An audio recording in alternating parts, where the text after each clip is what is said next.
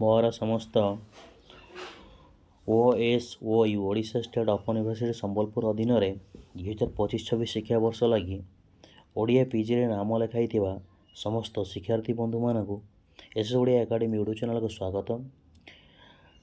ତୁମମାନଙ୍କର ଯେଉଁ ରହିଛି POD 101ରୁ ନେଇକି 105 ପର୍ଯ୍ୟନ୍ତ, ତ 104ର ଯେଉଁ ଆସାଇନମେଣ୍ଟ କ୍ୱେଶ୍ଚନ୍ ରହିଛି ତାର ଆନ୍ସର୍ ଆମେ ଜାଣିବା। ତା ପୂର୍ବରୁ ଯେଉଁମାନେ ବି ଚ୍ୟାନେଲକୁ ନୂଆ କରି ଭିଜିଟ୍ କରୁଛ ଆଉ ଆସାଇନମେଣ୍ଟ କ୍ୱେଶ୍ଚନ୍ 1, 2, 3ର ଦେଖିନ, ଏହି ଚ୍ୟାନେଲକୁ ଆସିକି ଦେଖିପାରିବ ଏବଂ ବହୁତ ମାତ୍ରାରେ ସାଙ୍ଗମାନଙ୍କ ସହିତ ସେୟାର କରିଦିଅ, ସେମାନେ ମଧ୍ୟ ଉପକୃତ ହୁଅନ୍ତୁ। ଆଉ ଚ୍ୟାନେଲକୁ ଗୋଟେ ସବସ୍କ୍ରାଇବ୍ କରିଦିଅ, କାହିଁକିନା ମୁଁ ଯେଉଁ ଭିଡ଼ିଓ ଅପଲୋଡ଼ କରିବି ପ୍ରୋଜେକ୍ଟ ୱାର୍କକୁ ନେଇକି ହେଉ, ଆସାଇନମେଣ୍ଟକୁ ହେଉ କିମ୍ବା କୌଣସି ନୋଟିଫିକେସନ୍କୁ ନେଇକି ତାର ଭିଡ଼ିଓ ସର୍ବପ୍ରଥମେ ତୁମମାନଙ୍କ ପାଖରେ ପହଞ୍ଚି ପାରିବ। ଚାଲ ଆଜିର ଭିଡ଼ିଓକୁ ଆରମ୍ଭ କରିବା। ସ୍ୱାଧୀନତା ପରବର୍ତ୍ତୀ ଓଡ଼ିଆ ଉପନ୍ୟାସ ସାହିତ୍ୟର ବିକାଶ କ୍ରମ ସମ୍ପର୍କରେ ଲେଖ। ଦେଖ, ସମାଜରେ ଦ୍ରୁତ ପରିବର୍ତ୍ତନ ଏହି ସମୟ ଖଣ୍ଡର ଏକ ଅନନ୍ୟ ବିଶେଷତ୍ୱ ବିଜ୍ଞାନ ଓ କାରିଗରୀ କୌଶଳ ମାନବୀୟ ଚିନ୍ତନ ଓ ଜୀବନଯାପନ ଶୈଳୀକୁ ଗଭୀର ଭାବରେ ପ୍ରଭାବିତ କରିଛି। ଗମନାଗମନର ଦ୍ରୁତ ବିକାଶ ଓ ଆର୍ଥିକ ଉଦାରୀକରଣ ବିଶ୍ୱର ବିଭିନ୍ନ ରାଷ୍ଟ୍ର ମଧ୍ୟରେ ଥିବା ଦୂରତ୍ୱକୁ ହ୍ରାସ କରି ଦେଇପାରିଛି। ଦରିଦ୍ର ଓ ନିମ୍ନବର୍ଗର ମେଧାବୀ ତଥା ପ୍ରତିଭାସମ୍ପନ୍ନ ଛାତ୍ରଛାତ୍ରୀ ଓ ଯୁବକ ଯୁବତୀ ସମାଜରେ ପ୍ରତିଷ୍ଠିତ କରିପାରିଛନ୍ତି। ଇଣ୍ଟରନେଟ୍ ଓ କମ୍ପ୍ୟୁଟର ବ୍ୟବହାର ସାମାଜିକ ଜୀବନରେ ବ୍ୟାପକ ପରିବର୍ତ୍ତନ ଆଣିପାରିଛି। ରାଜନୈତିକ ଚିନ୍ତାଧାରା ଓ ଆଦର୍ଶ ସହର ଜୀବନରେ ଏକ ଗୁରୁତ୍ୱପୂର୍ଣ୍ଣ ଭୂମିକା ନିର୍ବାହ କରିଛି। ଏ ସମସ୍ତ ଚିତ୍ର ଏହି ସମୟରେ ରଚିତ ଉପନ୍ୟାସ ଗୁଡ଼ିକରେ ଚିତ୍ରିତ ହୋଇଛି। ଓଡ଼ିଆ ଉପନ୍ୟାସ ସାହିତ୍ୟର ଇତିହାସରେ ଏହି ସମୟଖଣ୍ଡ 1981 ପରବର୍ତ୍ତୀ ସମୟ ଏକ ଗୁରୁତ୍ୱପୂର୍ଣ୍ଣ ଅଧ୍ୟାୟ। ବହୁ ଉଚ୍ଚଶିକ୍ଷିତ ପ୍ରତିଭାବାନ ଲେଖକ ଏହି ସମୟରେ ଉପନ୍ୟାସ ରଚନା କରିଛନ୍ତି। ପୂର୍ବରୁ ଓଡ଼ିଆ ଉପନ୍ୟାସ ରଚନାର ଅନ୍ୟତମ ଆଭିମୁଖ୍ୟ ଥିଲା ମନୋରଞ୍ଜନ। ମାତ୍ର ଏହି ସମୟର ଓଡ଼ିଆ ଔପନ୍ୟାସିକମାନେ ବିଶ୍ୱ ସାହିତ୍ୟର ଚିନ୍ତନ ସହ ନିଜକୁ ଖାପ ଖୁଆଇ ଉପନ୍ୟାସମାନ ରଚନା କରିଛନ୍ତି। ସମସାମୟିକ ସମାଜର ଭାବାଦର୍ଶକୁ ଗଭୀର ଭାବରେ ଅନୁଶୀଳନ କରି ସେମାନେ ତାହାକୁ ନିଜ ଦୃଷ୍ଟିଭଙ୍ଗୀରେ ଉପସ୍ଥାପିତ କରିଛନ୍ତି। ଗ୍ରାମରୁ ନଗର ଓ ସମାଜରୁ ବ୍ୟକ୍ତି ଚେତନାକୁ ଆଧାର କରି ଉପନ୍ୟାସ ଗୁଡ଼ିକ ରଚନା କରାଯାଇଅଛି। ବିଶେଷତଃ ଔପନ୍ୟାସିକମାନେ ନାରୀ ଜୀବନର ଅନ୍ତର୍ନିହିତ ସତ୍ୟ ଓ ସଂଗ୍ରାମର କାହାଣୀକୁ ଉପନ୍ୟାସରେ ଅବାରିତ ତଥା ନିଃସଙ୍କୋଚ ଭାବରେ ଉପସ୍ଥାପିତ କରିଛନ୍ତି। ନାରୀବାଦୀ ଦୃଷ୍ଟିଭଙ୍ଗୀ ଏବଂ ସ୍ଥିତିବାଦୀ ଆଦର୍ଶ ଏହି ସମୟର ଅନେକ ଲେଖକଙ୍କୁ ପ୍ରଭାବିତ କରିଛି। ଓଡ଼ିଆ ଉପନ୍ୟାସର ବିକାଶକ୍ରମ ବିଷୟରେ ଜାଣିବା। 1980 ପରବର୍ତ୍ତୀ ଓଡ଼ିଆ ସାମାଜିକ ଜୀବନରେ ବ୍ୟାପକ ପରିବର୍ତ୍ତନ ଦେଖାଯାଇଛି। ବିଭିନ୍ନ ଶିକ୍ଷାନୁଷ୍ଠାନ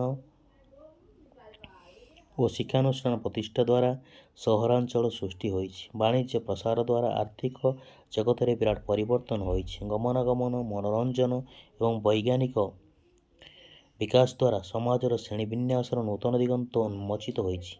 ଏହାର ସମାନ୍ତରାଳ ଭାବରେ ବିଭିନ୍ନ ବାଣିଜ୍ୟିକ ସଂସ୍ଥା ଦ୍ୱାରା ବୃତ୍ତିଧାରୀ ଚୟନ ଏବଂ ନିୟୋଜନ, ବିଶେଷତଃ ନାରୀମାନେ ବିଭିନ୍ନ ସରକାରୀ ବେସରକାରୀ କାର୍ଯ୍ୟାଳୟ, ଶିଳ୍ପାନୁଷ୍ଠାନ ଓ ବାଣିଜ୍ୟିକ ସଂସ୍ଥାରେ ନିୟୋଜିତ ହେବା ଦ୍ୱାରା ଦୈନନ୍ଦିନ ଜୀବନଯାପନ ଶୈଳୀରେ ମଧ୍ୟ ବ୍ୟାପକ ପରିବର୍ତ୍ତନ ହୋଇଛି।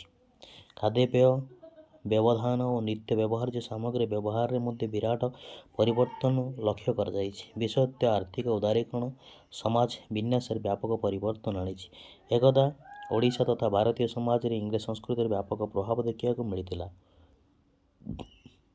ମାତ୍ର ସମ୍ପ୍ରତି ଉତ୍ତର ଉପନିବେଶ ସମୟରେ ବହୁଳ ଭାବେ ଆମେରିକୀୟ ସଂସ୍କୃତିର ପ୍ରଭାବ ଦେଖିବାକୁ ମିଳୁଛି। ଓଡ଼ିଶାର ବହୁ ଶିକ୍ଷିତ ଓ ମେଧାବୀ ପ୍ରତିଭା ଆମେରିକାରେ ବସବାସ କରିବା ଦ୍ୱାରା ଆମେରିକୀୟ ସଂସ୍କୃତି ଓ ଆଦର୍ଶର ପ୍ରଭାବ ଅନୁସରଣ ଓଡ଼ିଶାର ଜନଜୀବନରେ ଦେଖିବାକୁ ମିଳିଛି। ବିଦେଶକୁ ଯିବା ସହଜ ହୋଇ ଯିବାରୁ ବିଶ୍ୱ ସମାଜର ବିଭିନ୍ନ ରୂପ ଆମ ସାହିତ୍ୟ ଓ ସମାଜର ଦେଖାଯାଉଛି। ଏ ସମସ୍ତ ଚିତ୍ର ଔପନ୍ୟାସିକମାନେ ନିଜ ନିଜ ଉପନ୍ୟାସରେ ଅତି ବିଶଦ ଭାବରେ ଜଡ଼ିତ କରିଛନ୍ତି। ତ୍ରେବାଜ ଲେଙ୍କାଙ୍କ ଦ୍ୱାରା ଦୂର ପୃଥିବୀର ତରା, ସୁରେନ୍ଦ୍ର ମିଶ୍ରଙ୍କ ପଦାତିକ, ଅରବିନ୍ଦ ରାୟଙ୍କ କଲାପ, ନଗର ଘୋଡ଼ା, ଆଦିତେଶ୍ୱର ମିଶ୍ରଙ୍କ ଧନୁଯାତ୍ରା, ଅଜୟ ସ୍ୱାଇଁଙ୍କ ନାବାଳକ, ଶିରିଷ ଗଛର ଛାଇ, କବିତା ବାରିକଙ୍କ ଉପସ୍ଥିତ ସକାଳ, 1980 ପରେ ଓଡ଼ିଶାର ଗ୍ରାମୀଣ ସମାଜରେ ବହୁ ପରିବର୍ତ୍ତନ ଦେଖିବାକୁ ମିଳିଥାଏ। ଗାଁ ଗଣ୍ଡାରେ ଶିକ୍ଷାର ପ୍ରସାର, ଗମନାଗମନର ସୁଯୋଗ, ସ୍ୱାସ୍ଥ୍ୟ ଓ ଜନକଲ୍ୟାଣ ଯୋଜନାର ରୂପାୟନ ଏବଂ ଶିକ୍ଷିତ ଯୁବଗୋଷ୍ଠୀ ତଥା ନାରୀ ସମାଜର ଅଭ୍ୟୁଦୟ ମାଧ୍ୟମରେ ଏହି ପରିବର୍ତ୍ତନ ଦେଖିବାକୁ ମିଳେ। ନିତ୍ୟାନନ୍ଦ ମହାପାତ୍ରଙ୍କ ଘର ଢିଅ, ବଳରାମ ପଟ୍ଟନାୟକଙ୍କ ମହାନଦୀର ଢେଉ, ଶାନ୍ତନୁ କୁମାର ଆଚାର୍ଯ୍ୟଙ୍କ ଧରିତ୍ରୀର କାନ୍ଦ, ସୁରେନ୍ଦ୍ର ମହାନ୍ତିଙ୍କ ଫଟା ମାଟି, ବିକ୍ରମ ଦାସଙ୍କ ମଣିମା ଢିଅ, ପଦ୍ମଜ ପାଳଙ୍କ ଦୁର୍ଗ ପତନର ବେଳ, ସୁନାପୋଟର ଲୋକେ ଓ ସୁବର୍ଣ୍ଣ ଦ୍ୱୀପ, ସାତକଡ଼ି ହୋତାଙ୍କ ଅସମୟ, ବିଭୂତି ପଟ୍ଟନାୟକ ଅଶ୍ୱମେଧର ଘୋଡ଼ା, ରାମଚନ୍ଦ୍ର ବେହେରାଙ୍କ ଅଭିନୟର ପରିଧି, ବୀଣାପାଣି ମହାନ୍ତିଙ୍କ କୁନ୍ତଳା ଶକୁନ୍ତଳା, ପ୍ରତିଭା ରାୟଙ୍କ ମଗ୍ନ ମାଟି, ଅନାଦି ସାହୁଙ୍କ ତାଣ୍ଡବ, ରଶ୍ମି ଅରାଉଳଙ୍କ ଏଠି ଗୋଟାଏ ଗାଁ ଥିଲା, ମନ ଦାସଙ୍କ ପ୍ରଭଞ୍ଜନ, ବିଭୂତି ପଣ୍ଡାଙ୍କ ମୁଁ ବେଲାଳ ସେନ, ମମତାମୟୀ ଚୌଧୁରୀଙ୍କ ସରୀସୃପ, ବିଜୟ ନାୟକଙ୍କ ଗ୍ରାମ, ନିତ୍ୟାନନ୍ଦ ମହାପାତ୍ରଙ୍କ ଘଡ଼ଘଡ଼ି ଉପନ୍ୟାସରେ ଗ୍ରାମୀଣ ସମାଜରେ ଯେଉଁ ପରିବର୍ତ୍ତନ ଦେଖାଯାଇଛି ତାହାର ଚିତ୍ର ପ୍ରଦାନ କରାଯାଇଛି। ପ୍ରାଚୀନ ଭାରତୀୟ ମୂଲ୍ୟବୋଧର ଅବକ୍ଷୟ ଘଟି ତା ସ୍ଥାନରେ କିପରି ସ୍ୱାର୍ଥପରତା ସ୍ଥାନ ନେଉଛି ଏବଂ ପରୋକ୍ଷରେ ଏହା ମାନବବାଦକୁ ନଷ୍ଟ କରୁଛି, ଏହାର ଚିତ୍ର ପ୍ରଦାନ କରିଛନ୍ତି ଲେଖକ। ଏହି ଉପନ୍ୟାସଟି 1987 ମସିହାରେ ସାହିତ୍ୟ ଏକାଡେମୀ ନୂଆଦିଲ୍ଲୀ ଦ୍ୱାରା ପୁରସ୍କୃତ ହୋଇଥିଲା। ସୁରେନ୍ଦ୍ର ମହାନ୍ତିଙ୍କ ଫଟା ମାଟି ଏବଂ ଶାନ୍ତନୁ କୁମାର ଆଚାର୍ଯ୍ୟଙ୍କ ଧରିତ୍ରୀର କାନ୍ଦ ମଧ୍ୟ ଏହି ଗ୍ରାମୀଣ ସାମାଜିକ, ରାଜନୈତିକ ଓ ଅର୍ଥନୈତିକ ପୃଷ୍ଠଭୂମି ଉପରେ ରଚିତ। ଫଟାମାଟି ଉପନ୍ୟାସରେ ଗ୍ରାମୀଣ ବିପର୍ଯ୍ୟସ୍ତ ଅର୍ଥନୀତିର ଦୃଶ୍ୟ ପ୍ରଦାନ କରାଯାଇଛି। ବିଜ୍ଞାନ ଓ କାରିଗରୀ କୌଶଳର ବିକାଶ, ରାଜନୈତିକ ଓ ଅର୍ଥନୈତିକ ସଚେତନତା ଗ୍ରାମୀଣ ସମାଜ ପ୍ରଗତିରେ ଆଦୌ ସହାୟକ ହୋଇନାହିଁ। ଏହି ପ୍ରସଙ୍ଗ ଉପସ୍ଥାପନ କରି ଔପନ୍ୟାସିକ ଲେଖିଛନ୍ତି, ସହରରେ ଏତେ କାଳ ରହି ସେ ଦେଖି ଆସିଥିଲେ ସବୁଜ କ୍ଷେତ ଆଉ ନିବିଡ଼ ଛାୟାଘେରା ପଲ୍ଲୀ ଗ୍ରାମମାନଙ୍କୁ ଶାନ୍ତି, ସୌହାର୍ଦ୍ଦ୍ୟ ଓ ଭ୍ରାତୃତ୍ୱର ଗୋଟିଏ ଗୋଟିଏ ଦୀପ ପରି। ସବୁଜ ସ୍ୱପ୍ନର ସେହି ପରାଗ ବୋଳା ସ୍ମୃତିରେ ହୃଷୀକେଶ ସହରୀ ଜୀବନର ଦୁର୍ନୀତି, ଦୁର୍ଗତି ଓ ସଂଘର୍ଷ ଭିତରୁ ଅବସରପ୍ରାପ୍ତି ଜୀବନରେ ପଲ୍ଲୀ ଗ୍ରାମକୁ ପଳାଇ ଆସିବା ପାଇଁ ଯେପରି ଛାଟିପିଟି ହେଉଥିଲେ, କିନ୍ତୁ ସ୍ୱପ୍ନ ଆଉ ବାସ୍ତବ ଭିତରେ କେତେ ତଫାତ।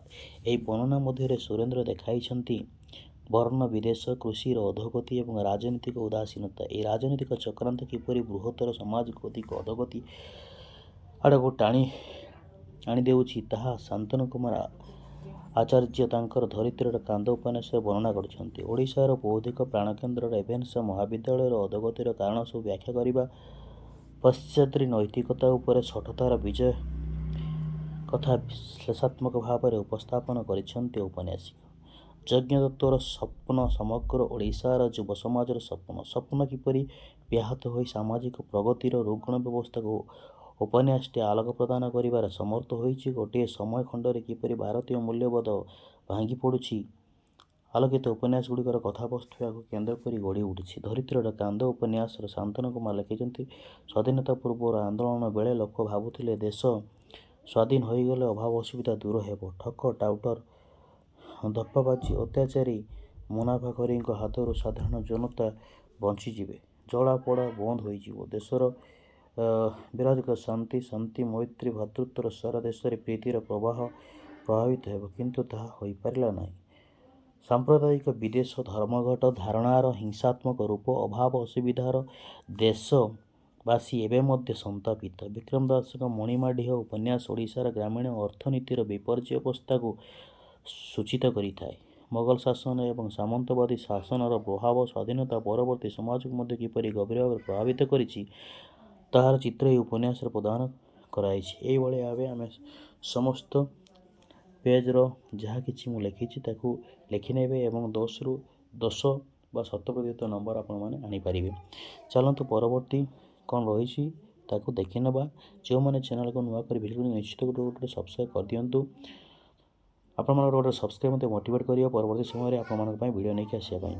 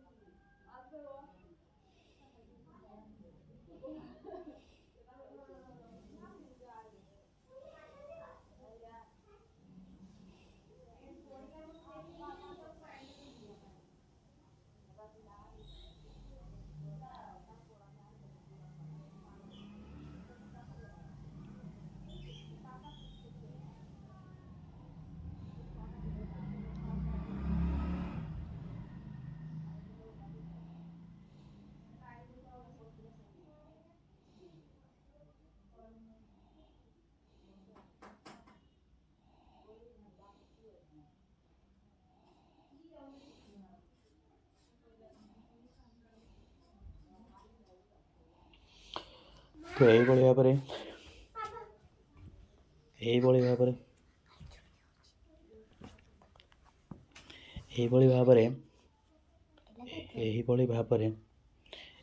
ଭାବରେ तुमर जो असाइनमेंट 4 क्वेश्चन आंसर आम जानीपारे जो मन को वीडियो भल लगी निश्चित रूप चैनल को गोटे सब्सक्राइब कर दिंतु पाखे थी all the bell notification icon click कर दिंतु सांग सहित बहुत मत शेयर कर दिंतु कहीं आप गोटे सब्सक्राइब मत मोटिवेट कर परवर्त समय आप वीडियो नहीं आसापी रोचे जय जगन्नाथ वंदे उत्कल जननी।